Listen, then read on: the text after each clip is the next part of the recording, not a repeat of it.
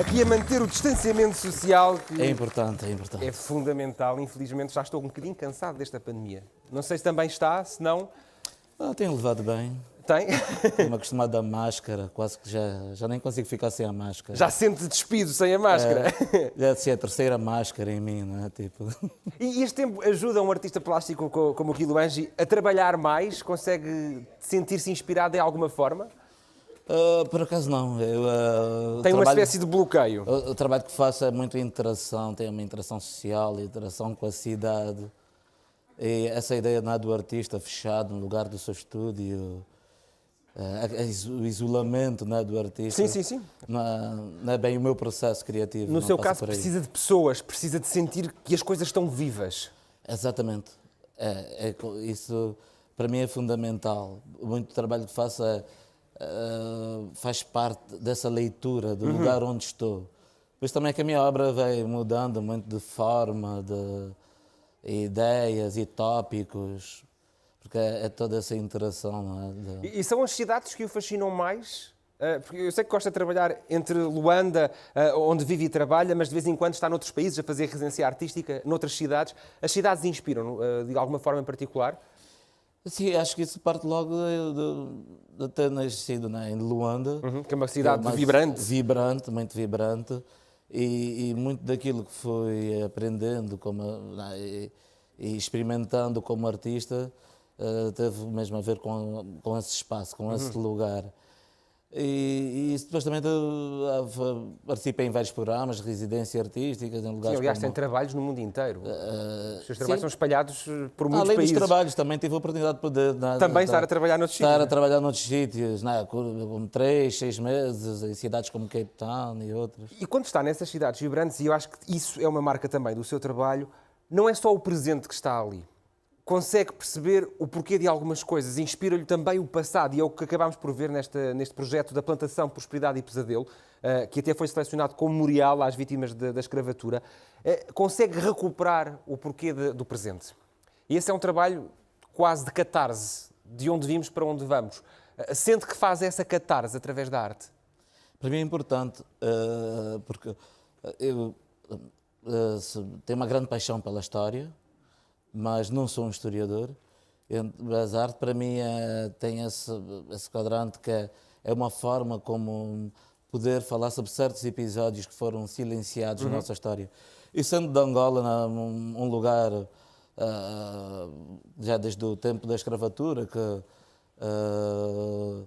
foi dos países em África que dos maiores números de pessoas escravizadas foram enviadas para as Américas, foi do país em África que teve a mais longa guerra civil, e isso tudo são vários ciclos de violência e que não houve assim essa oportunidade de se poder falar, de se poder analisar e discutir sobre isso. E era preciso um Kilo Angi, um guerreiro para fazer esse trabalho?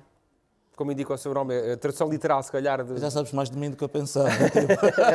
Fizeste o trabalho de casa, isso é bom. Não, eu acho muitas vezes, sinto-me um bocado embaraçado com isso tudo, porque há tantos temas para explorar, há tantas coisas importantes para falarem sobre o contexto de Angola, e que muitas pessoas perguntam, olha, mas porquê é que não trabalhas sobre isso também? Porquê é que não falas também sobre isso? Quer dizer, não dá para fazer tudo.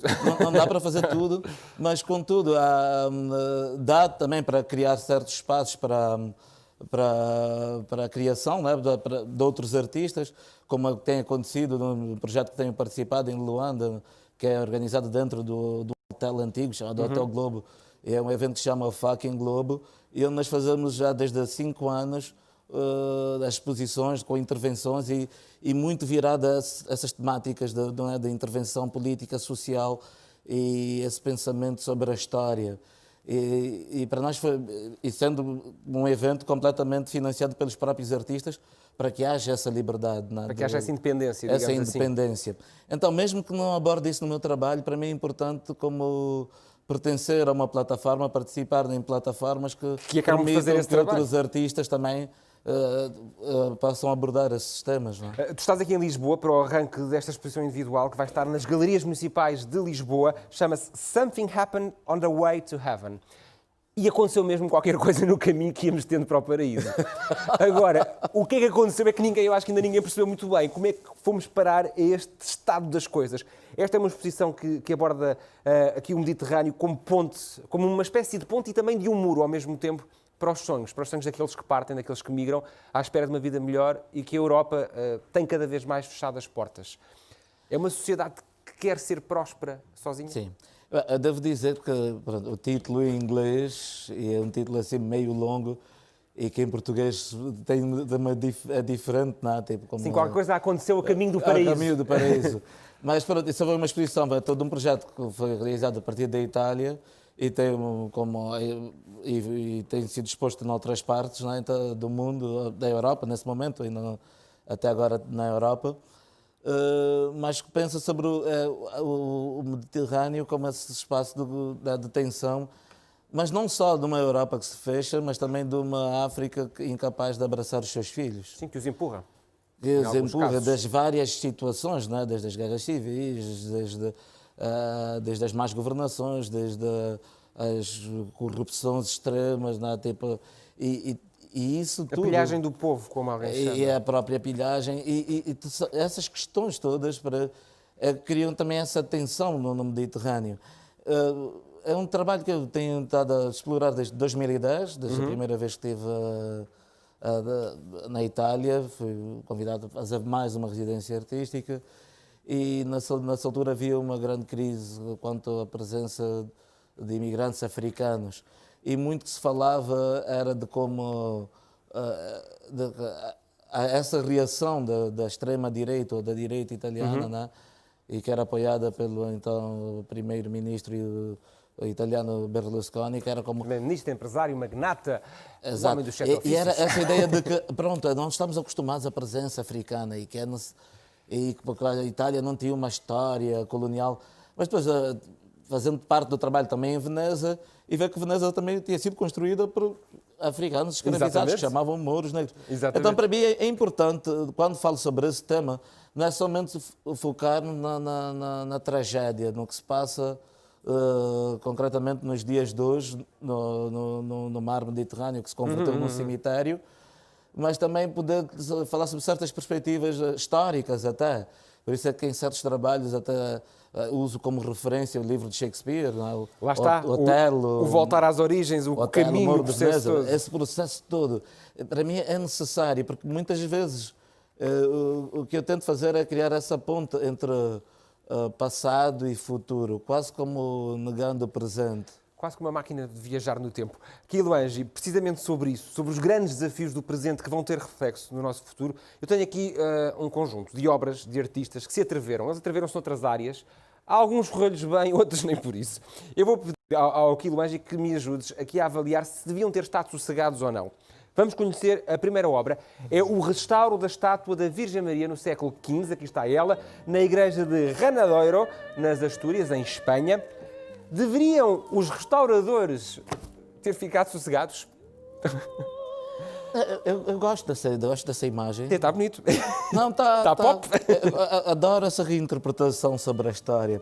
Porque, se calhar, por ser um artista que, mesmo com esse interesse que eu tenho sobre a história, no fundo não sinto a história como um fardo pesado nas minhas costas. Tem que se manter as coisas como eram, não? Não. Gosto também dessa transformação, tipo... De reinventar. Reinventar, não ficar tão agarrado assim aos estandartes e essa imposição. Por isso, vamos a mais uma. Estou de acordo. É o comboio suspenso na cauda de uma estátua de uma baleia, ou seja, a estátua já lá estava, houve um acidente e o comboio, a locomotiva, acabou por aterrar aqui onde vamos ver, nesta cauda desta baleia, uma coisa maravilhosa que aqui está. Isto é uma nova obra de arte, é uma instalação. Pergunta, deveria a natureza ser deixada sossegada, as baleias aqui a serem quase que esmagadas pela máquina, nesta metáfora da máquina a destruir a natureza? Deve ser a natureza deixada sossegada e preservada? Se for a natureza humana, não. A natureza humana tem muito que alterar. Essa tem que ser alterada. Completamente alterada. Se for para a natureza, bem pelos humanos, há muito que alterar. Tem que ser alterada e acho é muito bem. Vamos à próxima, e é a última. Passa-se na cidade de Chernobyl, que é hoje uma autêntica exposição da vida selvagem. A pergunta é se o homem deveria ter estado sossegado para não criar uma imagem como esta, que até é bonita, uma cidade a ser consumida por uma nova floresta, um bocadinho radioativa, mas isso, pronto, não é? Não se pode ter tudo. Chernobyl, para mim, é daqueles lugares, é como um resultado de toda uma experiência falhada, não é? Daquilo que nós podemos pensar, do que nós podemos acreditar do que é a humanidade.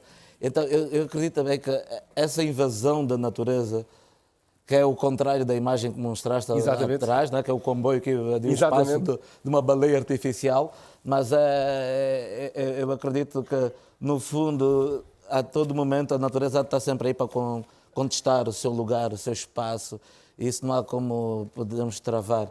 E a mim interessa-me esse processo de entropia. Dessa mescla entre o natural, o humano, o que estava e o que vai ser. Sim, e isso vai levar milénios, não é? Mas nós vivemos, como a humanidade, é um pouco essa ideia de contra a natura, não é? Nós vivemos sempre nessa luta constante de ocupar um espaço que sempre pertenceu à natureza. É verdade. E não há como, há sempre esse regresso. E para mim é importante sempre pensar de que, no fundo, esse tal regresso que se fala ao pó, na Bíblia, não é ao pó, é mais à água mesmo. Quiloângio, foi ótimo beber esta água cultural contigo esta noite. Deixa-me agradecer ter estado connosco. Vai daqui um enorme abraço, um aplauso para o Quiloângio. Foi sempre fantástico, como sempre. Obrigado. Muito obrigado.